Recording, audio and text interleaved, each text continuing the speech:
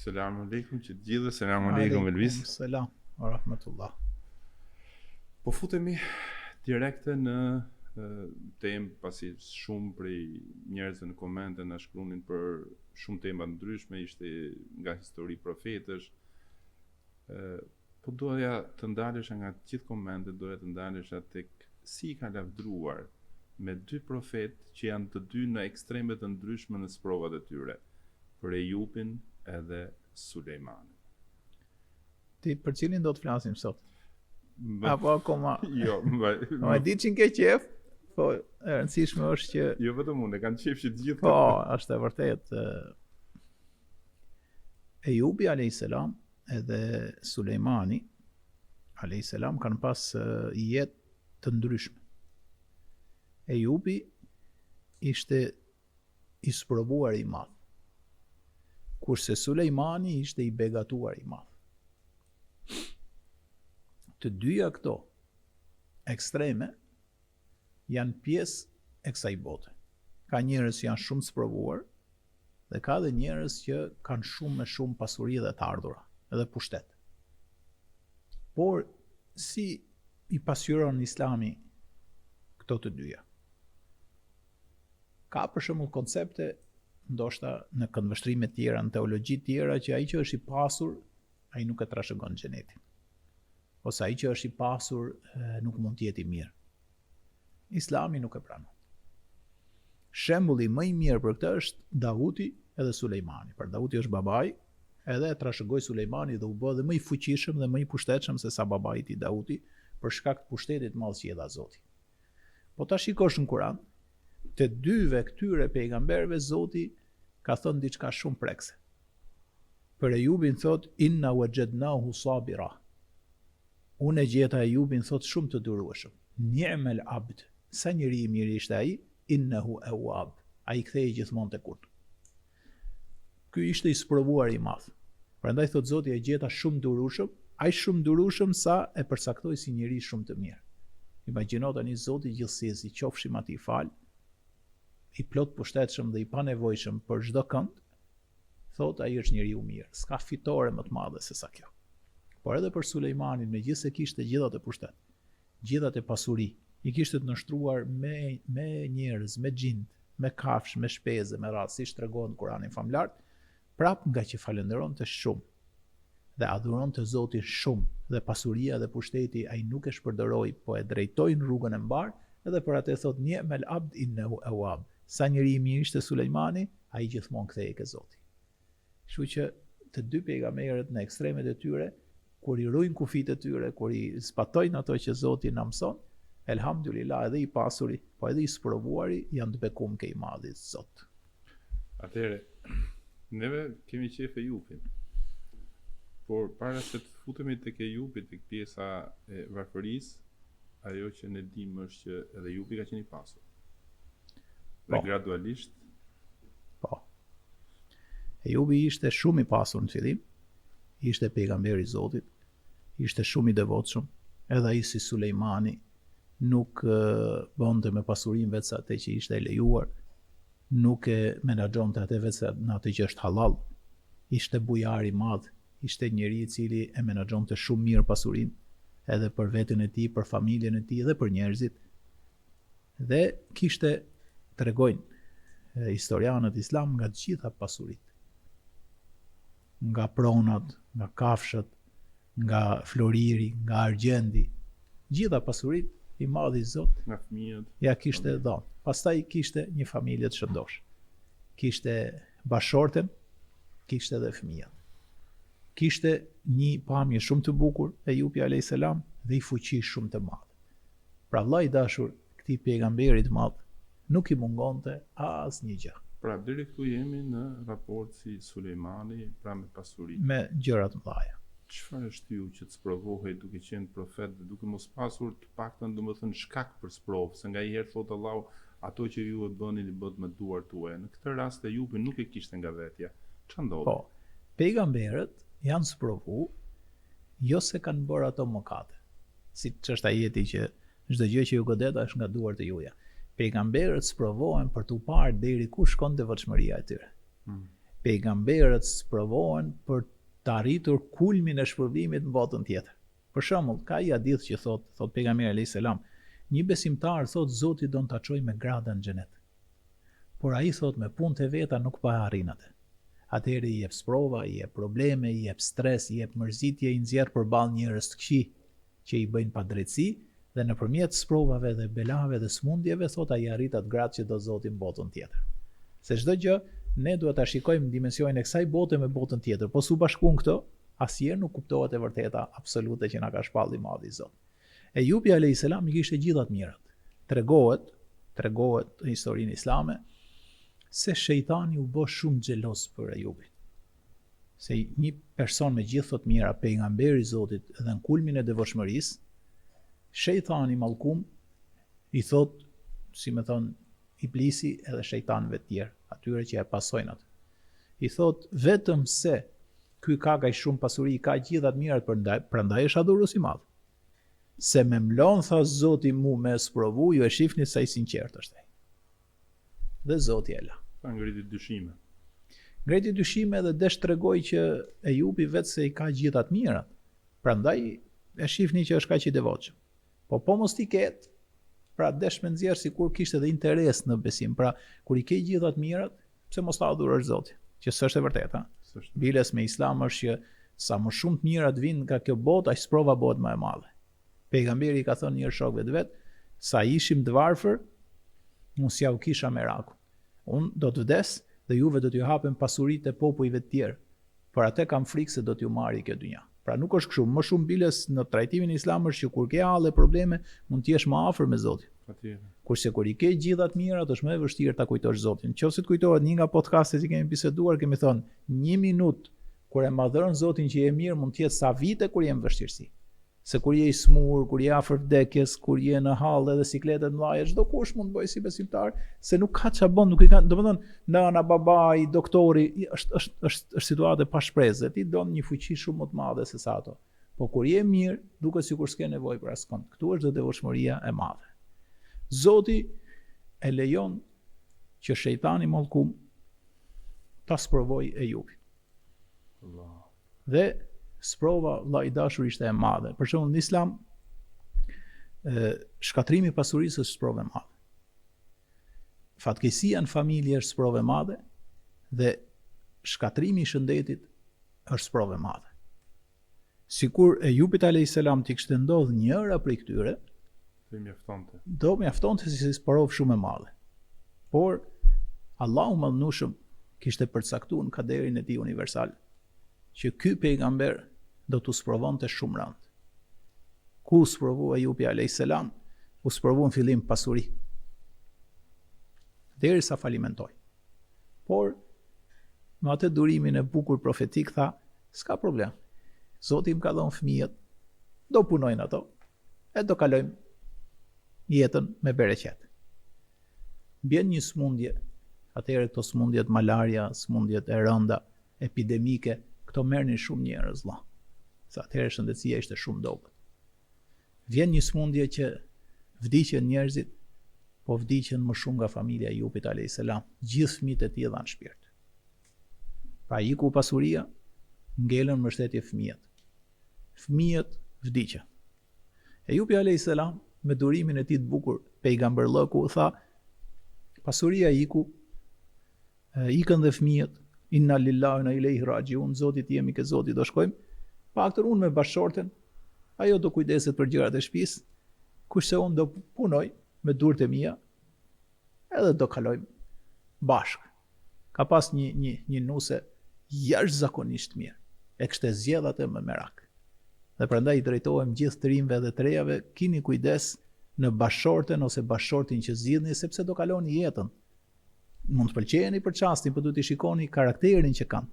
Se nëse ndryshojnë gjërat, nëse nesër smuhesh, nëse nesër varfrohesh, nëse ka karakter të madh, qoftë burri apo gruaja, atëherë do i kaloni ditë të vështira. Po nëse janë dash për interes me që kanë pasuritë saj bote, ose thjesht pa e kuptuar se pse po fejohen, po martohen apo janë bashk, atëherë kjo është problem i madh. Se në ditë vështirë rrëzohesh. Dhe Ejubi alayhis salam tha, ikën fëmijët mi mori i madhi Zot, më iku pasuria, po të paktën kam shneti.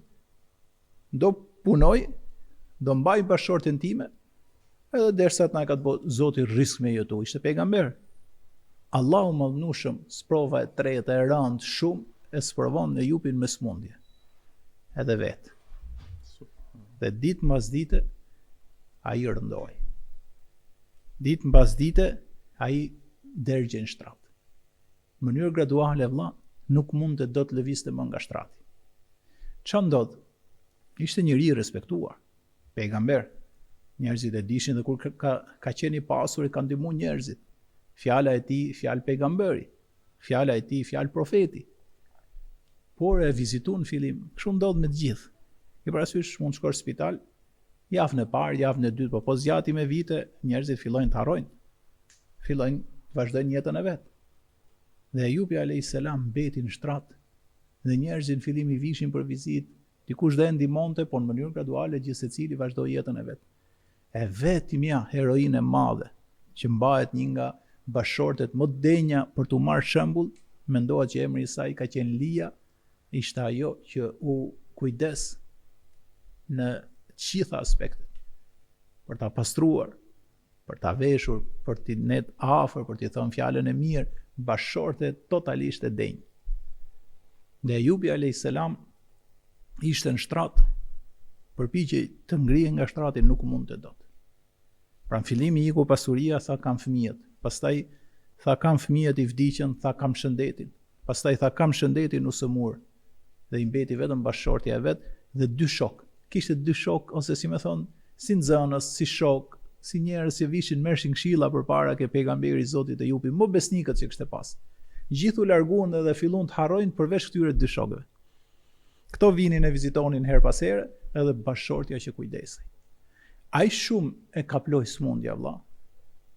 Sa ai e pa që nuk çoi dot më nga shtrati. Fillohen t'i bllokoheshin gjymtyrët. Kishte dhimbje, kishte smundje. Ai tha i gjatë madhe Allahut. I dite e pa që me zor po lëvizte, kishte duart ose këmbët, nuk i lëvizte fare. I tha i erë, o Zot, qofsha fal. Zoti im i dashur.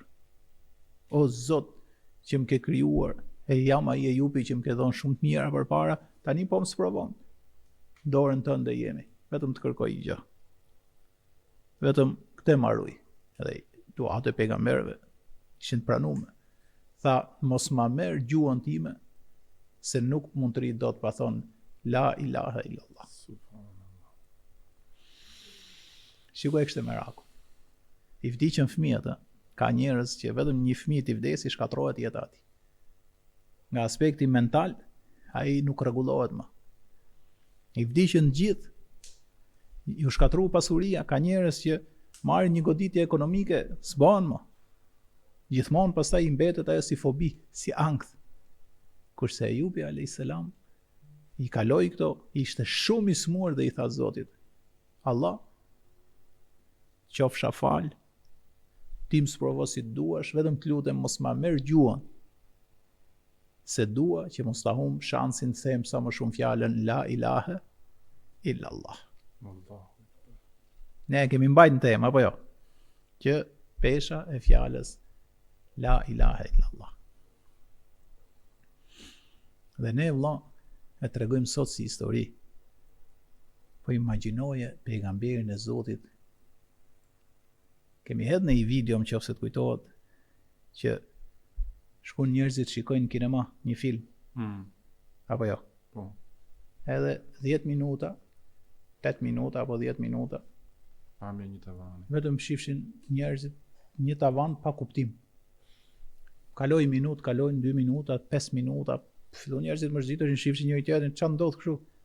Ku kalon 8 apo 10 minuta, ato pothuajse ikën. Tentuan të shohin. Deshën të largohen se u mërzitën duke parë tavanin dhe aty praf zbret kamera, ke një person i paralizuar, i cili thot, ju mërzitët vetëm për 10 minuta që pa tavanin. Unë gjithë jetën e kam parë e do ta shikoj.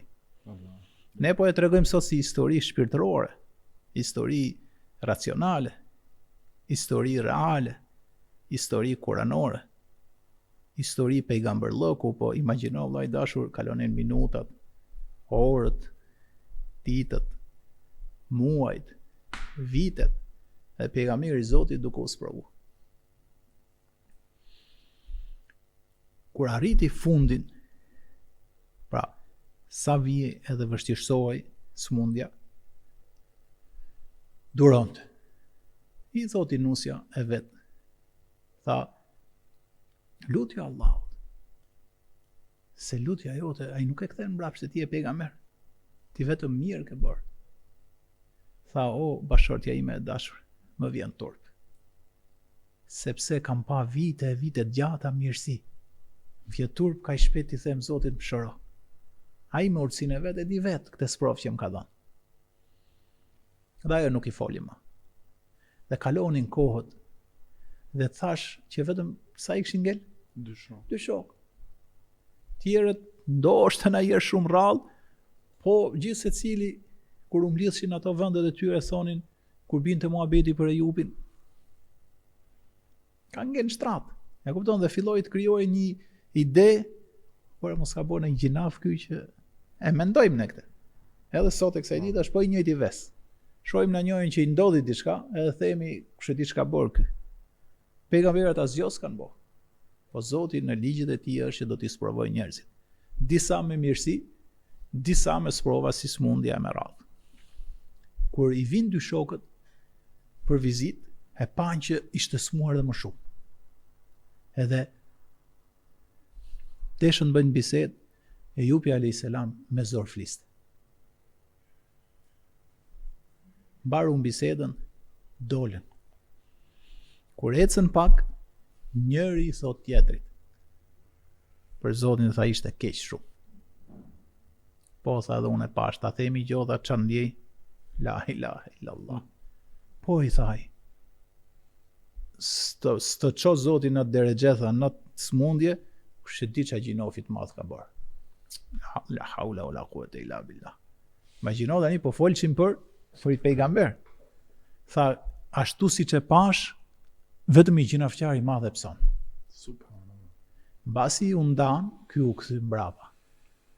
Mbasi u ndan, njëri nga shokët u kthy dhe u kthy ke Ejubi. Se tani Ejubi kishte mesazhin e mbarte me vete dhe njerëzit kishin filluar të flasin keq. Edhe i thot, nuk dua të të shtoj hidhërimin, po dua të të tregoj realitetin. Foli tha. Tha, edhe ai që ka qenë ndër besnikët, bashkë me mu, edhe ai ka filluar të mendoj keq. Tha, çfarë ka thonë? Imagjino, nga herë sprova dhe stresi është më i madh se sa dhimbjet e trupit. Tha, ka thonë pejgamberi Allahut, kur të pa kaq rënë si je, më tha, ndoshta duhet këtë bënë një gjinaf të madh se lloj tjetër Zoti pse e bëri kështu. Dhe sikur ju hapi plagë e madhe. Pra e ndjeu shumë. Nga njerëzit më të besuar kur dalin të fjalë. E ndjeu shumë dhe kuptoi dhe gjë tjetër që njerëzit po fillonin të mendonin keq. Siç mund thonë sot pse vdes fëmia, pse është smundja kancerit, pse ndodh kjo, nuk kanë informacionin islam që çdo sprov fal gjinafet, që çdo sprov shton gradat, që në këtë botë nuk jemi në xhenet, që në këtë botë me probleme punojmë për të shkuar në një botë pa probleme. Kjo botë duhet kuptojmë kriteret që janë vendos dhe raportet që janë vendos për të jetuar. Lloj tjetër se kuptojmë këtë botë. Pra pos njoftëm Zotin dhe pse e krijoi këtë botë, dhe pse e krijoi njeriu, dhe pse e bëri të parin, dhe pse e ndau me 2 botë, dhe pse dërgoi pejgamber, pse zbriti libra të shenjtë, kush janë urtësitë e kësaj bote, ne nuk e kuptojmë se ka sprov. Ka njerëz për shembull që i ka vdek i fëmijë kurrë s'beson më gjithë jetën. Kurse Ejubi i vdiqën gjithë. Pejgamberi toni ka vdek fëmijë, goxha, ndoshta do të flasim për të. Dhe u prek shumë. Kur i tha ai që edhe shoku i ngushtë i imi më tha që do të ketë bënë gjëra të mëdha, u prek Ejubi alayhis salam shumë. Edhe e mbajti mend këtë. Njerëzit kur zgjati smundja shumë, mendon mos ka në smundje dhe ngjit se tani edhe bashortën e vet po e pranonin më në punë. Se tani nga që ishte Ejubi alayhis salam smur punonte nusja e vet. Një nusë e mrekullueshme, e durueshme, tamam e edukuar nga Ejubi alayhis salam si pejgamber. Vjen një ditë në shtëpi dhe vjen me ushqim të mirë. Pra ushqim me bollok, zakonisht kishim pak. Dhe Ejupi a.s. shikon tryezën plot. Dhe i tha, ku e morëm këtë ushqim? Ajo filloi u dukte që Zoti më i treguar.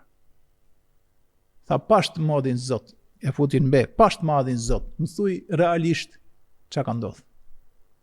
Ajo prap zonte më i tregu, kur ju betu në Zot përsëri, ajo i tha, ka pas flokët tregohet shumë të bukura. Dhe i kishte prerë gërshetat e veta. Dhe i kishte shit.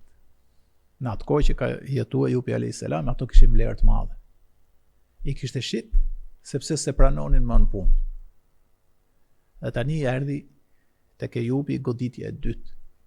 Bashortja e vet kishte prerë gërshetat e saj për të blerë ushqim që të hante Ejupi a.s. edhe ajo.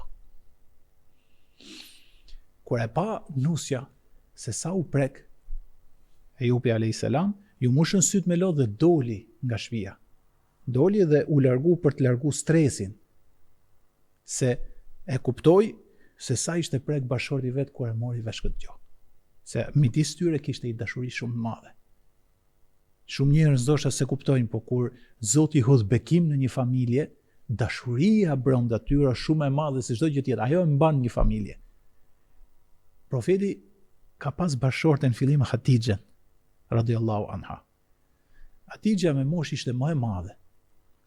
Po dashuria e tyre ishte e jashtëzakonshme dhe ajo vdiq.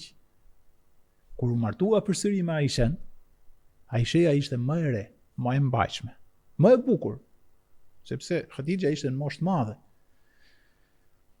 Një ditë Aisha ndoshta u nxitu pak dhe kur e shikonte profetin që e përmendte Hatixhen shumë, masi ajo kishte vdek, i erdhi pak xhelozi.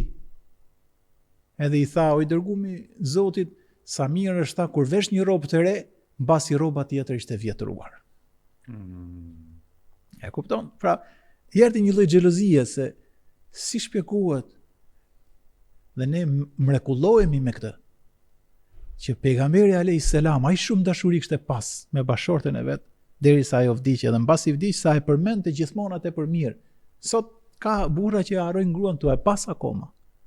E tradhtojnë, e keq trajtojnë, e dhunojnë, e turprojnë, e ofendojnë, e shajnë. Ndoshta edhe e kundërta. Kurse pejgamberi a.s. ku të gjente rastin ta lavdrote Hatixhen prap, mbasi ai kishte vdek.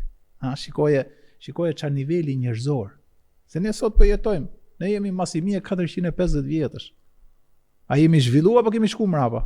Kemi shku mrapa pra. Se ne s'po i respektojmë bashortët duke i pas. Jo më kur ato ndrojnë jetë.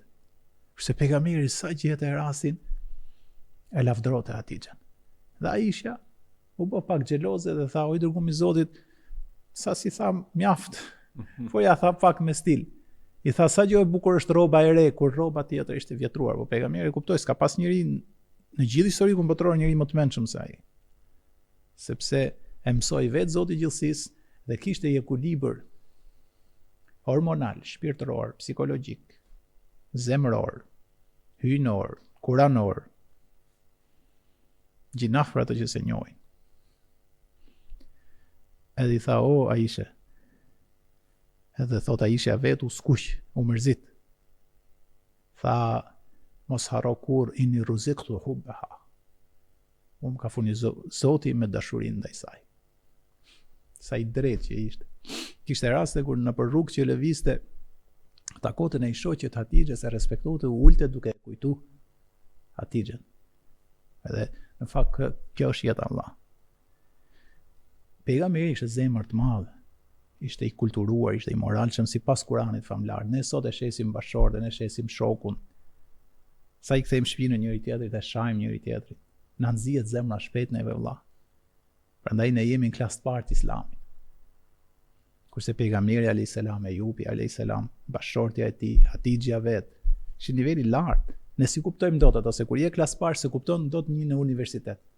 Po ja tha, o bashortja ime tha, mos fol kështu. Sa e para me Islam nuk lejohet flasësh kështu. Inni ruziqtu hubbaha. Unë jam furnizuar me dashuri të pakufishme për të. Niveli i lartë shumë. Edhe Hatixha ishte ajo që i kishte dhuru pejgamberit 6 fëmijë. Do flasim me i temë tjetër për këtë, edhe bashortja e Ejubit ishte niveli lartë shumë. Kur e mori vesh Ejubi që i ka prej gërshetat, ajo iku duke e mbushi oborrin me lot, duke mendu se sa shprek Ejubi. Se Ejubi e donte shumë, imagjino dhe kishte shku situata që prende gërshetat për t'jetu. Të kishin pak të holla dhe të kishin pak ushqim. La ilaha illallah. Kur ajo iku, Ejubit ju mushën syt me lot gjithashtu. Kur i tha bashortja para disa kohësh lutu, ai tha jo. Sepse Zoti më ka dhënë shumë vite të mira, do duroj. Të paktën bona aq vite sa isha mirë. Kur i foli shoku vetë dhe i tha ky do të ketë bënë një gjinaf të madh që ka përfunduar kështu. Dhe e dyta, bashortja vetë shkoi situata derisa preu gërshetat. Ai s'kishte nevojë shumë. Kurani thot ka thënë vetëm o Ejube idh nada rabba. Dhe Ejubi e thiri Zotin e tij. Subhanallah. Enni meseni ad-dur wa anta arhamur rahimin. Do të thënë, Ka godit smundja e ti je më mëshiruesi mëshiruesve. do të thënë me një tjelme, mund ta bënte që ke sprova e pasurisë, nuk e bëri. Mund ta bënte të ke sprova e fëmijëve, nuk e bëri. Mund ta bënte të ke sprova e shëndetit, nuk e bëri. I kërkoi vetëm të fliste, nuk e bëri derisa erdhi në fund fare. Subhanallah. Kulmi i durimit, a? Kulmi i durimit. Do të thënë, duke e ditë që nëse unë i lutem, në çast do më përgjigjesh. La haula wala quwwata illa billah. Po. Ja, sepse do thush pse? Se ato gjithmonë e kanë ditë që Zoti është aq i mirë sa nuk i bë keq robit vet. Prandaj thot Allahu inna wajadnahu sabira. E gjetëm atë shumë të durueshëm. Innehu ni'mal abd, sa rob i mirë ishte. Imagjino me të thon Zoti vet, valla. Zoti i gjithësisë me thon sa rob i mirë është filani. Është kulmi. Dhe çka ka ndodhur valla tani? Dhe këtu është çështja më madhështore. O Ejube, në Kur'an, sura Enbiya. Dhe Ejubi e thiri ju lut Zotit ti. Kjo është refren që e përmend Allahu, akoma s'kemi shku ke fjalët e Ejubit. Ka thonë vetëm i fjali. Inni meseni ad-dur wa anta arhamur rahimin. Mu më ka godit smundja, ti je më mëshiruesi mëshiruesve. Nuk ka thonë mëshiro. Shumë interesant thënë dietarët. Në disa raste në Kur'an dhe Jakubi a.s. e kanë njohur Zotin si më mëshiruesi, kjo është grada më e lartë e kuptimit mëshirës Zotit. Arhamur rahimin, më mëshiruesi i mëshiruesve. S'ka më mëshiruesi, ai kulmi i mëshirës. Prandaj çdo sure Kur'anit fillon Bismillahirrahmanirrahim, me emrin e Zotit gjithëmëshirshëm, mëshirëplotit. S'ka më turp më të madh që ai që thot për Islamin gjë tjetër përveç se është feja e mëshirës. Nuk e njeh fare. S'ka lexuar herë Kur'an që ta shohë që çdo sure fillon me Bismillahirrahmanirrahim. Nuk ka lexuar herë surën Enbiya ajeti 109, ne të dërguam Muhammed mëshirë për gjithë botrat. Nuk e ka dëgjuar asnjëherë hadithin e pejgamberit që thotë kush nuk mëshiron nuk do të mëshirohet. Nuk e ka kuptuar kurrë se si Ejubi e ka njohur Zotin e gjithësisë, i ka thonë, mu më ka godit smundja, ti je më mëshiruesi mëshiruesve. Kur i thu Zotit, ti je më mëshiruesi mëshiruesve, pra ja ke lënë prapë në dorë atij, po e ke prek atë, ke mëshira e pakufishme. Edhe Zoti i fjali ka thonë. Ka thonë, çou, urqud bi rijlike, hadha muktasalun baridun wa sharab. Çou, godite me këmbën tënde tokën. Do të dali burimi akullt dhe i pastër, të lahesh me të dhe të pish prej saj. Edhe ka mbaruar historia. Është çu dhe e ka godit tokën, ka dal burimi. Sa e prekte trupin e vet, i është rinu trupi dhe i është boj shëndosh. Sa ka pi për ati ujë, gjithë organet janë rinuar në qast. Se u lut dhe i tha Zotit, ti je më mëshiruesi mëshiruesve. Jakubi, fallahu khairun hafidha wa huwa arhamur rahimin. Kur e lajmëruan që përveç Jusufit kanë burgoz dhe Benjaminin, çka ka thonë? Fallahu khairun hafidha. Më i miri ruajtës është vetë Zoti, wa huwa arhamur rahimin. Ai është më mëshiruesi mëshiruesve. Pra mos më tregoni që po ndodhin fatkeqësi, se ju se njihni atë sa mëshirues është. Aty ku duket që ka fatkeqësi, aty vin begati pafund. Ky është Zoti i gjithësisë. Si lloj tjetër s'na kishte kriju fare me dash. Po na jep neve leksione dhe mësime. Allah është lar dhe ka pirë nga uji i burimit që doli dhe ka dalë. Më falë, kur thon që është lar, sepse neve kur themi që është smur dhe shërush, organet e brendshme dhe për të kuptuar pak edhe dëgjuesit, po dhe për çfarë smundje bëhet fjalë? Se kam dëgjuar që lëkura binte copa. Ky smundje që s'është se mund t'i vesh dot emër. Sepse tu del pa dhe durimi shumë i madh. Ishte smundje që të lënte pothuajse të paralizuar, organet, gjymtyrët nuk lëviznin, lëkura pothuajse shkatërroi, krijoheshin plag, pra ishte smundje rënd. Shumë. Sa tham edhe njerëzve kur e shihin, thotë duhet këtë bëj gjinaf të madh. Jo, e cilësova për të kuptuar se njerëzit e kuptojnë shumë të lehtë si jo, smundje shumë e vështirë. Dhe ai e kishte në dorë për të lutur, nuk u lut. Allahu akbar. Tha çou dhe godite tokën, të dali prej saj një burim, muktes elun për t'u lar, bari duno sharab, i akullt, i pastër, ujë, dhe nga ajo do të pish. E ka lar trupin, është shëndosh, dhe e ka pirë ujin, është përsos nga brenda. Dhe subhanallahu el-azim se kanë qenë njerëz të mëdhej. Ka dalë nga dera, ishte vetëm, nusja ishte akoma në stres, kishte syt me lot. Jashtë ishte largu, duke hec që të hiqte ngarkesën. Ky ka dalë, edhe lëviste në borë, edhe afër shtëpisë vet, dhe vetëm thoshte Elhamdulillahi Rabbil Alamin. Falenderimet janë gjitha për Zotin e gjithësisë. Tani bashortja vet, mbasi i kalon, ju kujtu që çfarë do të lëvizun më dhe të bëj si e mërzitshme, kur e jupi ka shumë nevojë për mua.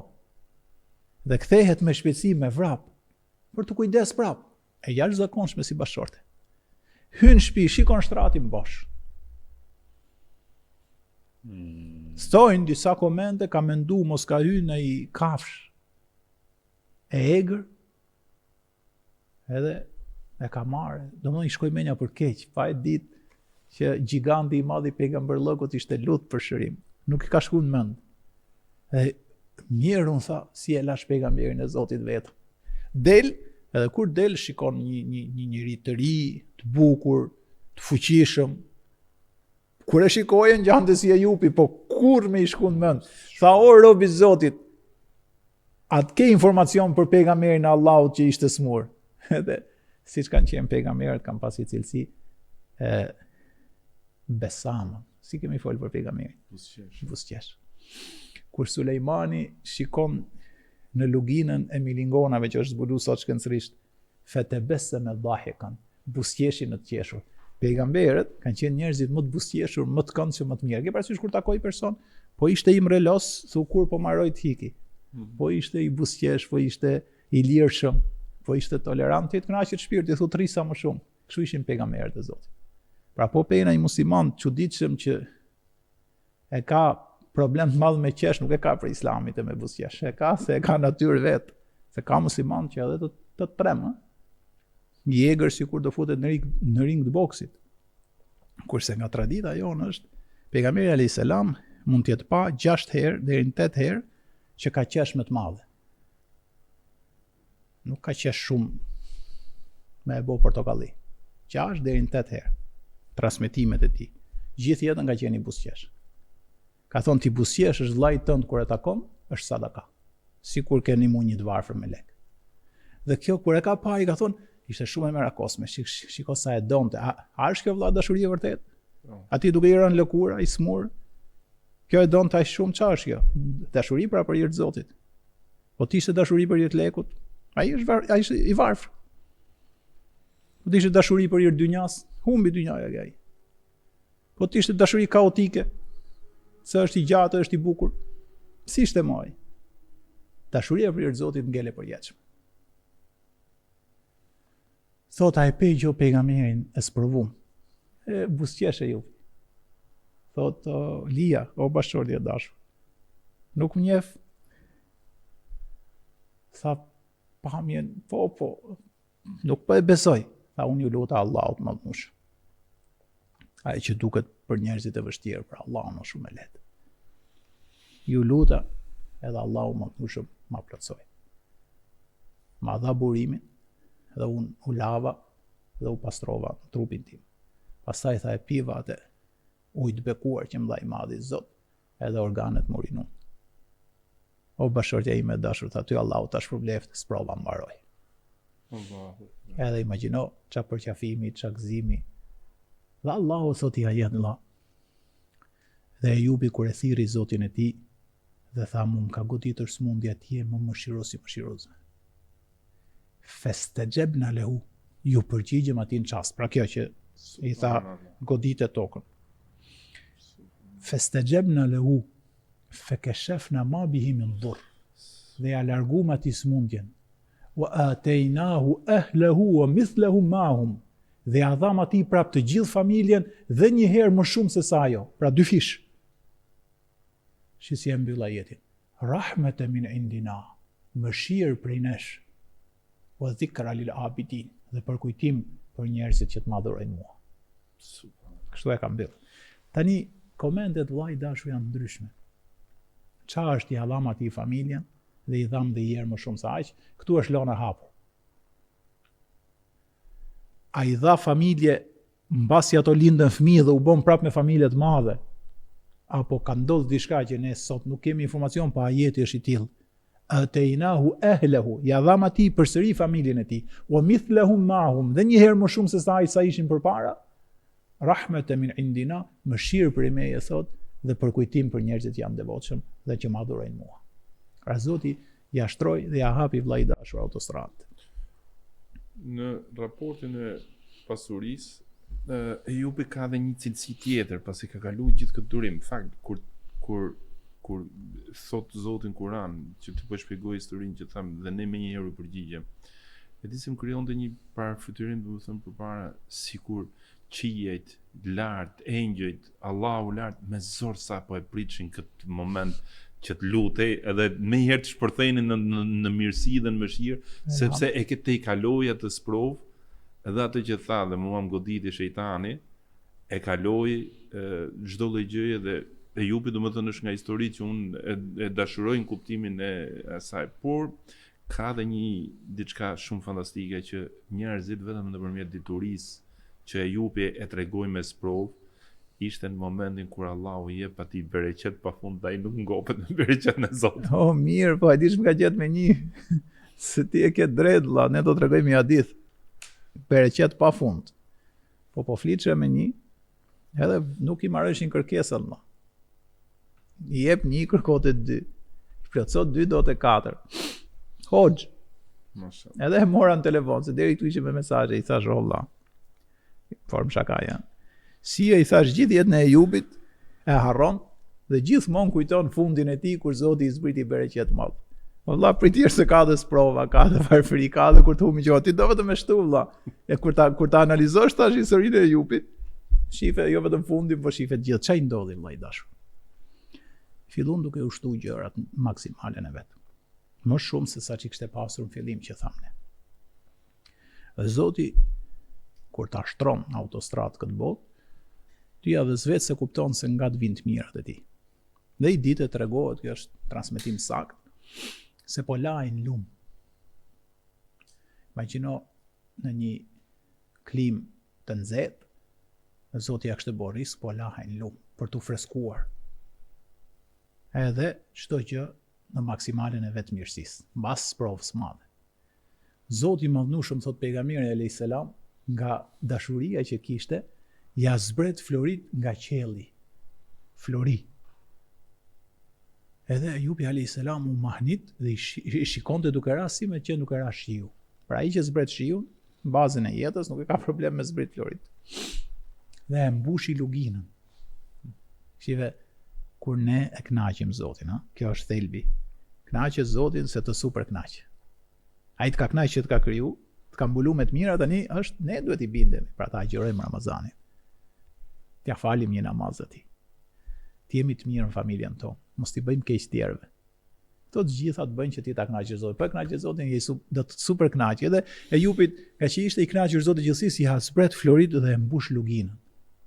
Çfarë ndodh valla? Prandaj i thosha këtij hoxhës, e lat lamen, u vesh dhe pa e hetu dhe ndoshta edhe pa e kuptuar për çastin, shkote dhe merr flori dhe hidh në prerin e tij për ta mbush rrobën gjithë me flori. fakt për atë po zbritnin. Po elhamdulillah shkonte dhe mushte gjithmonë më shumë. Lemi i ven aty mush tjerat. Dhe thot profeti alayhis salam i drejtohet Allahu më mush. Thot, o ju për ty i kam zbritur. Por a bon pejgamberi im kështu? Pra, ke parasysh nxitosh kaq shumë me i marr? Këtu ka thonë, këtu tregon diturinë e madhe, kapacitetin e madh, njoftjen e madhe që kishte Ejupi kush është Zoti i gjithësisë. Përgjigjja është ekzemplare. Për shembull, t'ja kishte thonë dikujt që nuk ka bagazhin e Ejupit, do thonë fal Zoti i madh, do i lënte prapë aty do i ktash kështu. Si më thon Zoti pse nxiton? Apo bos si lakmiqar tani kur ti i ke gjithat mirat, unë po t'jap më shumë. Pak mboje pak me gentiles. A është kështu? Do më fal o Zot, nuk. Jo. I ka thonë, kush kënaqet me të mirat e tuaja o Zot?